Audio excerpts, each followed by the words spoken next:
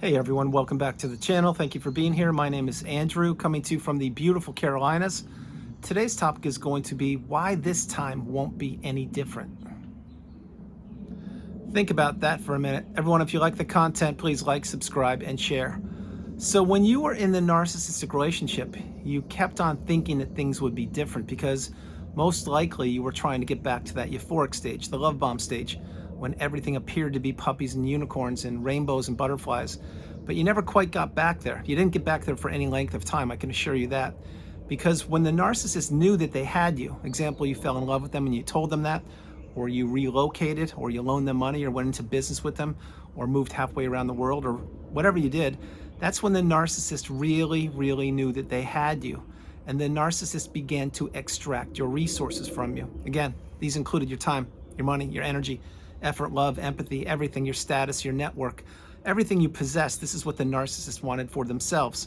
Now, I mention that so frequently on the channel because it's true, and also because you need reminders. You need to understand who the narcissist actually is and or was, and that this time won't be any different, just like back when you were in the relationship with them, with all of the opportunities and all of the chances you gave them to change. It was never any different. It was always the same result, which was you working harder for the relationship, you being the glue that kept the family together, you being the sounding board, you being the walking apology, you being the unpaid helper, all the things that I talk about.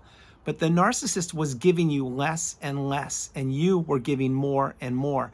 The narcissistic relationship, by design, it's meant to benefit one person, and that is the narcissist, because at their core, the narcissist is shallow, they're hollow, they're full of nothing. And what they want to do is they want to glom onto people, unsuspecting people usually, people who don't have the wisdom on the narcissistic abusive cycle. And they want to take as much from these people as they can. So what does the narcissist weaponize against people? Well, they weaponize everything, your money, your love, your empathy. They look at emotions as being inferior and weak. That's why many times the narcissist won't cry, they won't shed a tear. At a birth, at a baptism, at a funeral, the narcissist doesn't have anything inside of them. What they do is they look around, whoever's around them, and they try to fit into that exact scenario, that period of time. So example, let's say it's a funeral and the narcissist was there. Well, they're getting supply from the funeral, first of all, but second of all, they're probably looking around the room or the church, whatever it is, looking for people to extract from. And also they're looking at how those people are behaving. And then they assimilate in there, and maybe they get some fake crocodile tears. Maybe they don't cry at all. But why this time won't be any different? Because the narcissists, they continue to age as time passes, and they become more and more entitled, and they become more and more cocky and more arrogant. And they turn into what is called the aging narcissist. And the aging narcissist is not a pretty sight to see. It's a person that is wearing the clothes of 10, 20, 30, 40 years ago, and they're using the lexicon or the words of another generation, and they are spending more and more time with younger people, thinking that that is benefiting them. Well, the truth of the matter is it is benefiting them because they're getting supply, and they're probably fooling those people from a younger generation. But at the core, the narcissist knows they don't belong there. They just want to fool themselves, just like they want to fool everybody. And that goes back to the mask the narcissist wears. The narcissist had a mask for you. It was custom made just for you, just like it was for me. And the narcissist uses individual masks for individual people based on the circumstances and or the surroundings that they are present in. So let's say that there was a barbecue you attended, or a family get-together, or a holiday. If certain people were there, the narcissist would wear a certain mask. If certain people weren't there, they would wear a different mask. Now, if there were new people in that environment, maybe a brand new shiny object, maybe let's say that person has a lot of money or resources, well, the narcissist would put on a custom-made mask just for that person. And what they would do, or perhaps they did do, is they would strike up a conversation with them, meet them, learn about them, just the way they learned about you when you entered the relationship. They did the reconnaissance on you. They learned about what made you tick. They learned about your past, your present, your hopes, your dreams, your aspirations, the relationships that you had in the past. If you had siblings, your mom, dad, your school you went to, if you had resources, if you had money, if you had beach houses, all these things. They did this under the cover, under the disguise of actually caring for you. And going back to that barbecue, that's what they would be doing to a new shiny object, i.e. a new supply. But if that person has resources, they will wear a custom-made mask for them. That's why usually the narcissist will bat their eyelashes or give the charming look into the other person, the unsuspecting person's eyes, in the person who at one point was you, but now it's the new supply, or just a person that the narcissist met. That person will think that they just found the best thing since sliced bread. Truth of the matter is they just found a narcissistic person who is looking to take anything they possibly can from that person. And the relationship, if that relationship was fulfilled, and let's say that they entered a relationship with that person they met at the barbecue, well, they're not going to get treated any more or less better or worse than you were. They're going to be treated just like you were, meaning they're going to experience gaslighting, the stonewalling, silent treatment. They're going to experience triangulation, my least favorite thing these people do, because all of the arsenal that the narcissist uses, all their weapons of mass destruction that they use on the tool belt that's wrapped around their waist, it's for everybody. It wasn't just for you. It wasn't just for me. It's not just for that alleged person at the barbecue or the holiday event. It's for anybody the narcissist can fool, anybody the narcissist can manipulate, anybody the narcissist can have believe in the mask. This is how they go on from relationship to relationship, town to town, country to country. They blow up people's lives. They drive wedges between anything that matters to people, which includes their own children or stepchildren or their friends or their job or their occupation or their health or their resources financially, their money, assets, their hopes, their dreams, their aspirations. This is what the narcissist wants to take from people. And it will never be any different for anybody. It wasn't different for you. It wasn't different for the new supply sources they had before they met you. It won't be for the new supply, and it won't be for the new supply. In other words, people after the new supply. So many times people think, wow, the narcissist is living their best life. They have the new supply, they're lined up, and they are looking like they're living their best life. Well, that's the mask. That's what the narcissist wants you to think. That's the appearance, that's the illusion. And go back in time when you were in the narcissistic relationship with the person. Was everything all puppies and rainbows? Was it as it appeared on the exterior? No, it wasn't. But you were going along with the narcissist because you were trapped in the devaluation stage. You didn't have the wisdom. You hadn't found the needle in a haystack on the narcissistic abusive cycle. So you knew that you were experiencing toxicity, but you could not place a name for the experiences you were going through. But again, now we know what gaslighting, etc. are, or we're learning those lessons. But all these things I'm sharing, it will never be any different for anybody who encounters the narcissist. Let's say the narcissist is a parent. Okay, well, you've tried to block them for years, maybe even decades, and then you got the wisdom on narcissism, let's say not long ago. Well, you have a decision to make. Should you block them? Do you owe them anything? Are you going to feel guilty if you block them? What, are they going to be okay if you block them? These are all questions you will have to ask yourself, but then you're going to have to ask yourself a couple questions that actually pertain to you. If you did block them and go no contact with your parent, or maybe it's a mom, dad, maybe it's a sibling, who knows? But if you did, will that allow your energy to return? Will it make you feel lighter? Will you feel in control? Will you have your energy get back? Will you have to listen to their verbal abuse? Will you have to listen to the sounding board that you will be? Will you have to be zapped by the energy vampire? All those questions, the answer is you won't have to deal with any of that. All it takes is one simple action. Go no contact, block them, remove them and all flying monkeys and people associated with them. If not now, when? Now, if you can't do that, I get it. And if you're on the fence and you're not sure if you should block a certain person, just get out the pro-con list, get out a sheet of paper and pen or your journal and write down the benefits of that relationship, how you benefit from it, and then write down the negative things, the not so good things. And that will open your eyes. That's what you need to do sometimes when you're stuck, when you're not sure what's going on. Same thing when, let's say, the relationship ended for you. Let's say it ended for you whatever period of time with the narcissist. Let's say it was a romantic relationship, although it doesn't have to be. It could be a sibling, mom, dad, aunt, uncle, friend, who knows. But if it ended and you did go no contact, think about how much lighter you are. Think of how much of your energy has returned. Think of all the doors of abundance that have opened up for you. Think of how much drama-free your life is. How you don't have to listen to all the nonsense of the narcissist. You don't have to wonder where they are, who they're with, what they're doing. You don't have to hear about all the fires that you used to have to put out, but other people are now putting out. This is the path.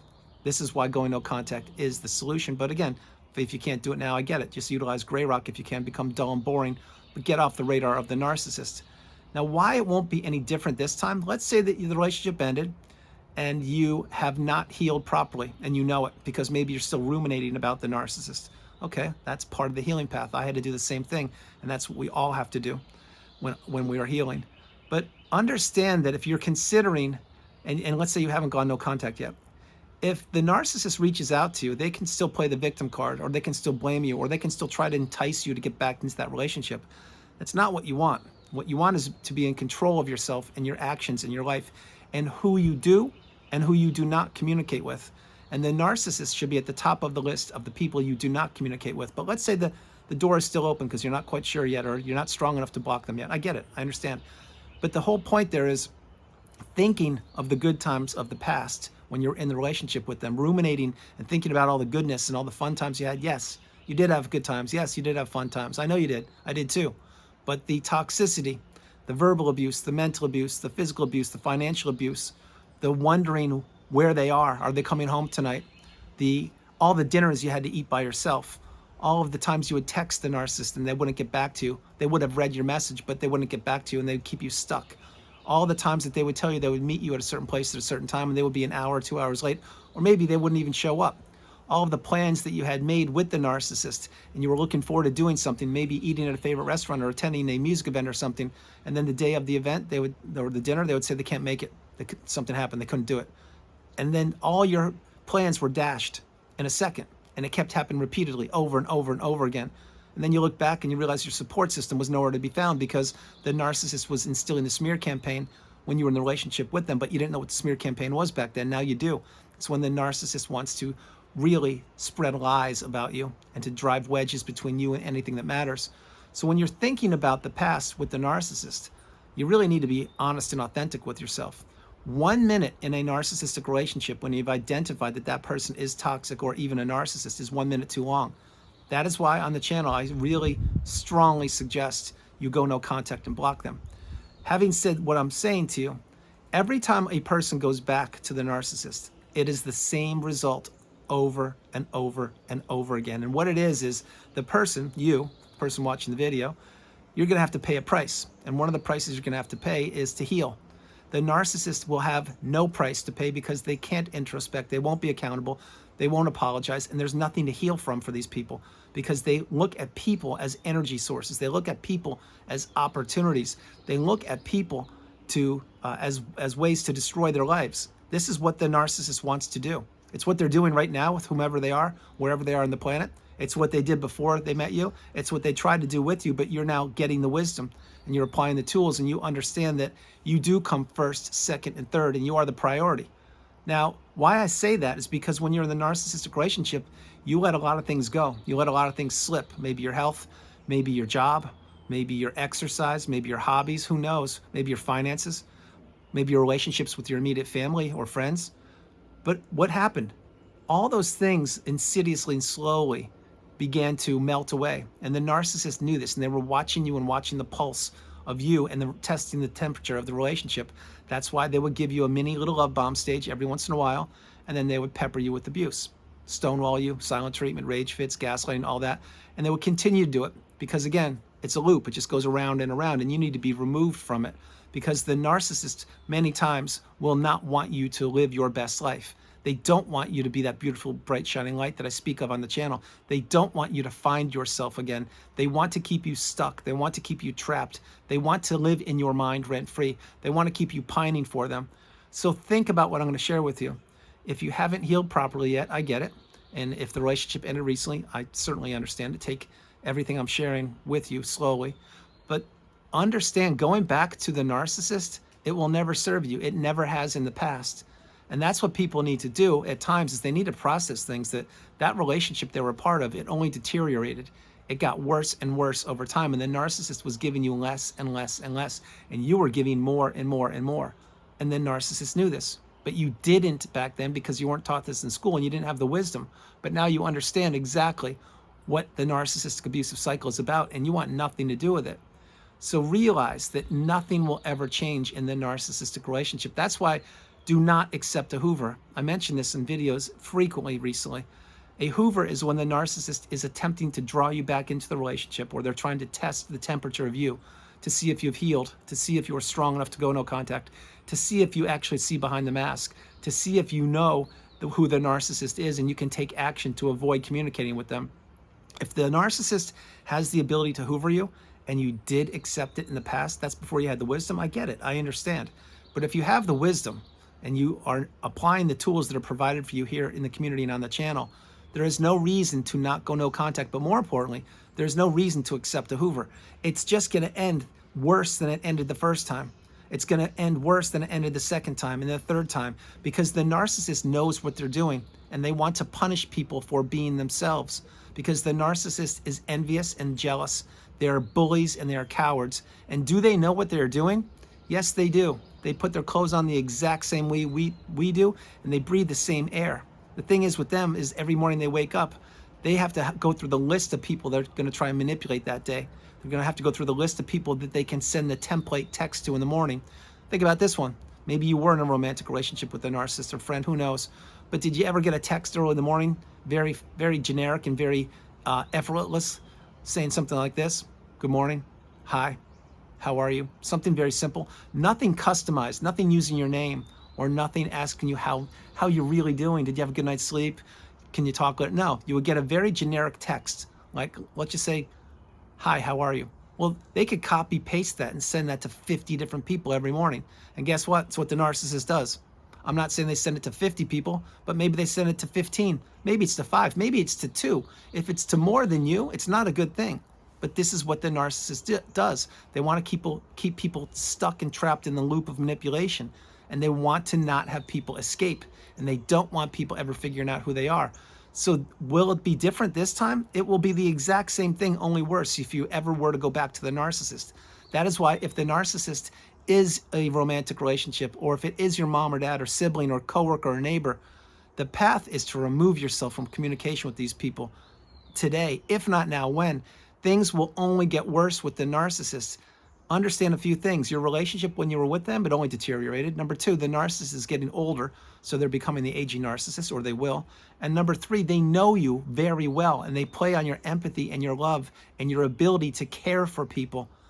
Those are 3 things the narcissist doesn't have. They don't have any love, they don't have any empathy, and they certainly, and I mean certainly, don't care about people. That's why they look at empaths as Thanksgiving Day dinner every single day of the year. The empaths, by the way, without the wisdom.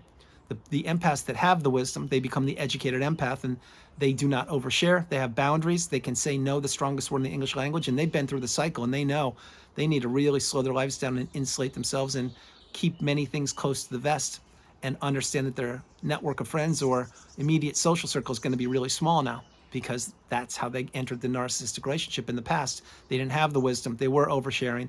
They were believing that everybody had their best interest at heart, and they were believing that most people on the planet were just like them.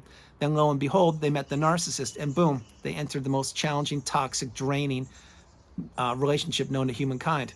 And they escaped, or they were discarded. Either way, they got out of it, and they healed, and they processed things. That's the path. That's why we are all on the community, in the community and on the channel, we are all headed towards the pinnacle, the mountaintop of indifference. We are all on the same trail, simply taking different footsteps. You may be in front of me, you may be beside me, you may be behind me, it doesn't matter. We're all on the path, headed in that direction, taking different footsteps. And that is why you really must need to understand that when you rise through the ashes and you come through the fire like a phoenix, and you understand what you've been through, most people don't go through. What you've been through, you beat, you defeated it. And what you've been through, it's changed you forever. You now see the world through a brand new, different set of eyes, a set of eyes you never thought was possible. But when you understand all those things, then you really understand that, you know what? If the narcissist was trying to draw you back in the relationship, it would never be any different. It would just be worse, because they want to keep you stuck. They want to keep you trapped. They do not want you to fulfill your destiny and find the path of freedom, find the path of independence, and find the path of abundance and prosperity. So everyone, that's the video. I hope you liked it. I loved doing it from the beautiful Carolinas. This is Andrew. Namaste. Have a great afternoon, evening, or morning, no matter where you are on the planet. You are not alone. Remember that. You are not alone. I love you all. God bless you. And I will talk to you tomorrow. And I hope you enjoyed the video. I really love doing it. Understand, if you are considering unblocking the narcissist, or considering accepting a Hoover, or considering anything with the narcissist, it will not end well for you. It never has in the history of humankind, and it won't start with you.